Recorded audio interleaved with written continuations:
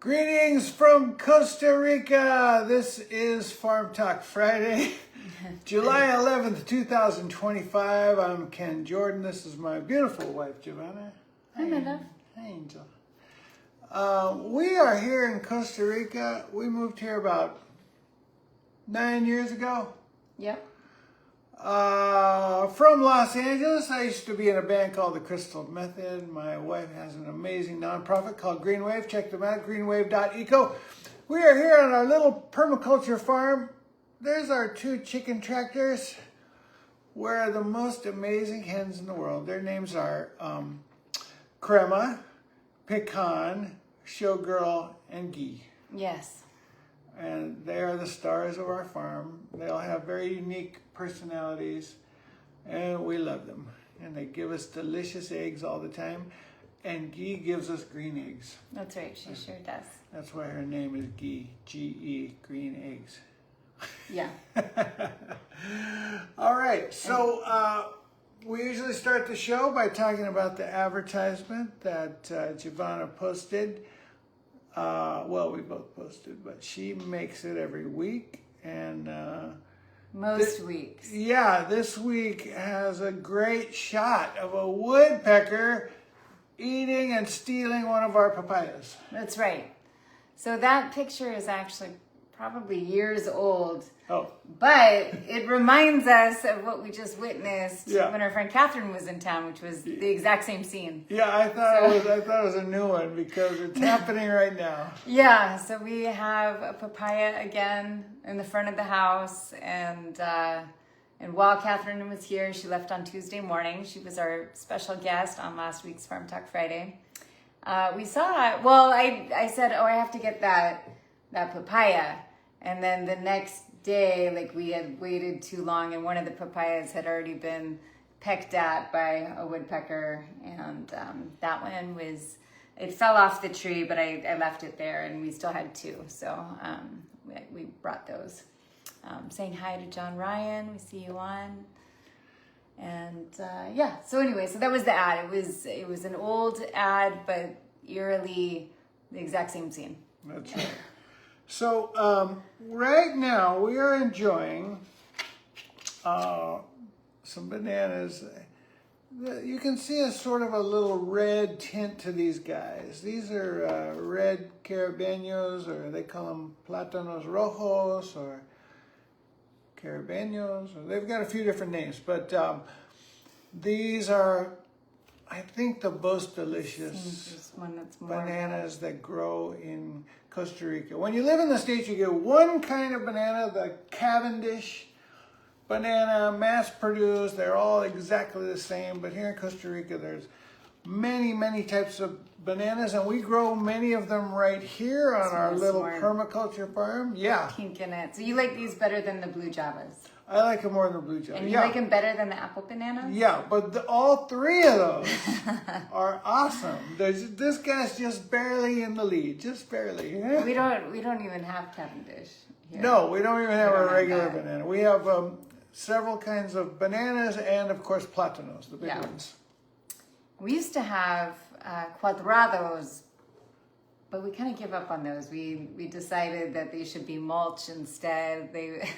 Well, we still grow some. No, I know we still have some, but we just realized that it wasn't our favorite. But I would say that our neighbor, I know I see her. Katie Bunny! Yeah, Katie Bunny! And probably Sunny, too. Sunny! Joseph. Yeah. Joseph, our neighbor, he, as part of the Rancho Delicioso community, he has a solar dehydrator, and he makes amazing dried cuadrados. Yeah, his that dehydrated... are slightly moist. Yeah. His dehydrated Cuadrados are amazing. Excelente. Fantastic. We also have tons of limes. And our limes are, these aren't that right, but the standard, the normal Costa Rican lime, which has the orange fruit, it's sweet, it's tart, tons of seeds, but absolutely delicious on everything. What? What? I don't know if it's that one. I think you should cut it open. Oh, What do you think this is? Well, I'm not sure. No, I could be wrong, but we have several different kinds of lime trees Yeah. here, actually, and this one is coming. It's growing right now. We have basically in our our original food forest, we kind of have like two sides to our food forest, and like the OG side, we have like a line of citrus, like 3 to 5 different citrus trees. Some grow, some don't. Only the grapefruit didn't grow, and then we decided to. Did we ever get mandarin oranges? Or no, only mandarin limon, mandarin limes, right? Yeah, Yeah. I think you should go cut this. All right. I'm going to go cut it. I don't know. Let's check it out. You talk about the noni. Yeah, we have plenty. What else is happening right now is we have plenty of noni, which is super kind of exciting. I mean, I don't actually process it the way that other people do. You can let it go right. This one's actually kind of hard. It's still more green. You want it to be lighter yellow and a little bit more mushy. But once it gets yellow, I mean, I would just wash it, and sometimes I just chop it up and put it into water and like make a infusion out of it. So I drink noni water. You can, once they're mushy, you could put it into a blender. You would want to de-seed it first, and then it makes a mushy smoothie noni, which can be difficult to drink. Did you talk about the smell? Well, it's more the taste, Yeah. right? You don't like the smell. When it gets ripe, you don't like the smell. Okay, but honey, you were right. This is not the standard orange flesh lime of Costa Rica. Lots of seeds, very tart, not sweet. Yeah, okay. So it's a different one. But a great Variety wine. is great with your limes. Yeah. Why not? Yeah. Okay, what else do you have? Good stuff. No, nothing. That's okay. Oh, Yeah, I'm feeling a little. Let's talk about the weather. In the States, it's summertime, and then here it's rainy season, and it's just such a mild day today. That's why our lighting looks so good, because it's not really bright and sunny. It's a little overcast, and it's really mild climate right now. We're getting rain at night, but it's kind of nice during the days. Yeah, it is super nice. It's a little, I don't know, it feels like a blustery, I mean, it's not super windy, but like a Winnie the Pooh day. Do you know much about Winnie the Pooh? Well, just that word, blustery. Blustery. Anyway, yeah, it is nice. So in other world news, I guess France has banned, or like maybe they have a law that just went into effect or just went through, whatever system they have of governance over there. It's illegal for influencers to promote fast fashion. And so That's fantastic. yeah, so there was, and it's Plastic Free July. So, a lot of modern clothes are basically plastic. Can we just ban influencers? Well, I don't know if we need to do that. But I mean, everyone's an influencer of some people. So, Right. but there was this trend that you probably wouldn't know of, and not like to. I mean, I'm not even on TikTok, but I only see some of these trends because people post it on Instagram, and so like there was this like they go like that. And they're like changing outfits, or they do this quick change thing where it's like, ooh, and then they throw off their outfit, and it's like a quick edit, and so they're just showing all these different outfits for Shein or whatever that brand is that everyone's up in arms about, and so we just had some really super good thunder, but I doubt you could hear it. yeah. But anyways, way to go, France.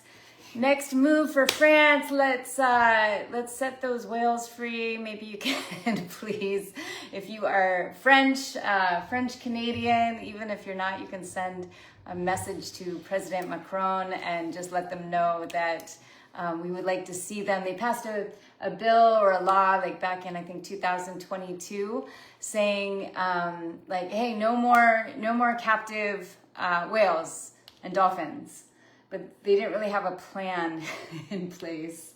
Is Macron still in charge? He is. Oh, okay. Yeah. Yes. So anyways, they didn't have a plan, and now there's like a Marineland park that is in terrible condition. They've shut the park down. They have a skeleton crew just kind of barely feeding whales and dolphins, and there's effort going into it, but I think like there just needs to be a little bit more public awareness, and I don't want to say outrage, like maybe we can say, hey, like direct message him, which you can, their office.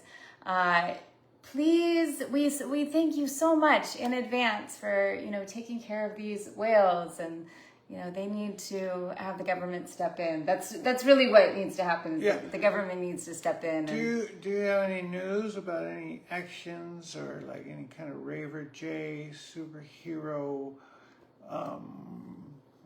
co-sponsored events coming up? Yes, I do actually. That's where I'm going with it. Is so I created a story a couple weeks ago. I was inspired by a grassroots organization called Tidebreakers. I saw their drone footage of this particular situation in France, even though they are trying to end captivity worldwide for dolphins and whales.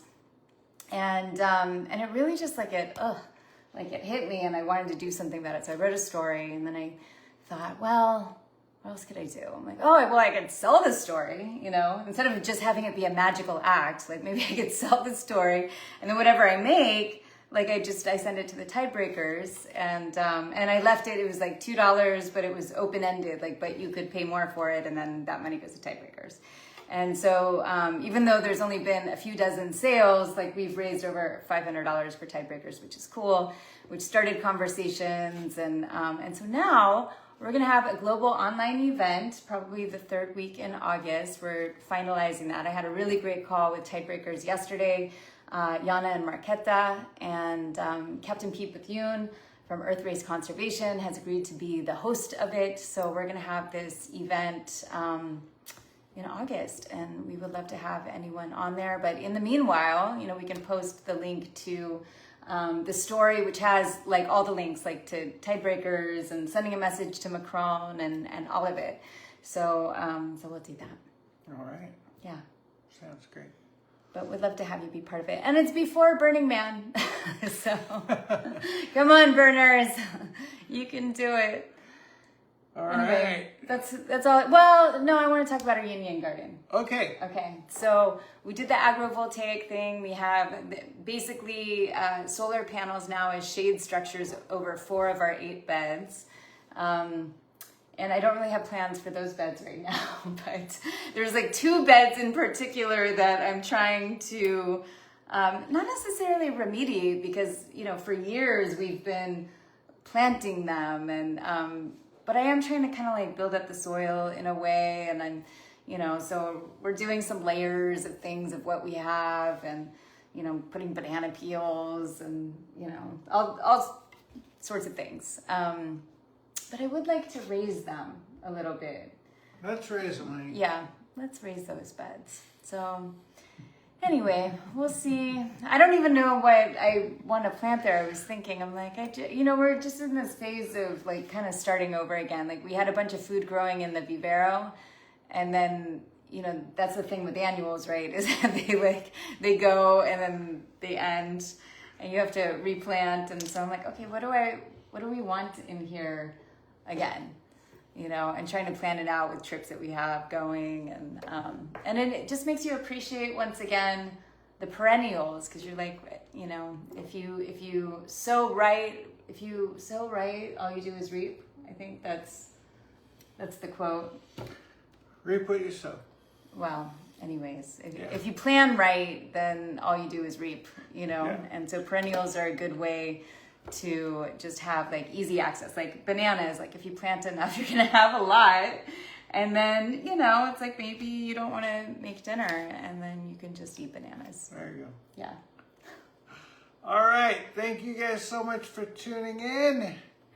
We hope that you have a wonderful weekend. Have a great weekend. We'll talk to you next week on Farm Talk Friday.